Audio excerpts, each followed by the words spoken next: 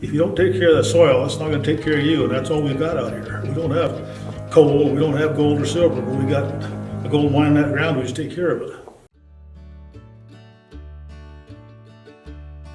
Well, this is really quite an honor. I didn't think I'd live long enough to see this. I'm sure there's a lot of people here that have been here a long time would be surprised that I'm finally running out of words and getting short-winded. But I do want to thank the staff at Upper Blue for all the help they've given me on this. It's really been a lot of help for me. But I don't know where to start for sure on this. It goes back so far. But one thing, I do think that I'll have to borrow a phrase from Steve Ambrose's book, The Band of Heroes. The last statement in the book is where the grandson says, "Grandpa, were you a hero in the Army?" And he says, "No, but I knew a lot of heroes." I kind of feel like that. I wasn't a real smart man here, but I knew a lot of smart people here. And that's what I'll remember the most. It's the friends I've made on staff and the directors and the other people that we work with. It's just been a pleasure all the way through. And that's the big thing to take back with me. It hasn't been work, it's been a job, but it's not a hard job. It's a job I love to do.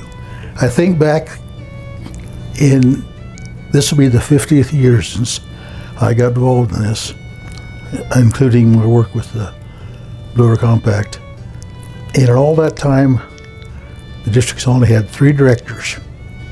And we have a lot of staff members that have served many years, and a lot of board members I know that have served 25 or more. And I think that's the strength of our district and the strength of the NRD system. Almost all the boards that I know have long-serving members on there that they have continuity. And I think that's the strength of the system, the local people, and the fact that they stay on and see the job through. To me, that's always been important. If you can't do something in one term. If you start on a big dam or a big project, it takes several years to get the funding and the plans approved and everything to do it. I could think of one project, it took us 30 years to get it done. That seems ridiculous, but it was a nice trail around one of the towns, and it just took us that long to get everything to work, and it's working great. And there's other projects that are that way. They don't be that long, but some of them just take a long time to get the right people on the ground and the right people wanting to work with you. So to your current directors, just hang in there and be patient. That's all I can say. And don't back up just because you lose one vote. You stay in there and keep at it.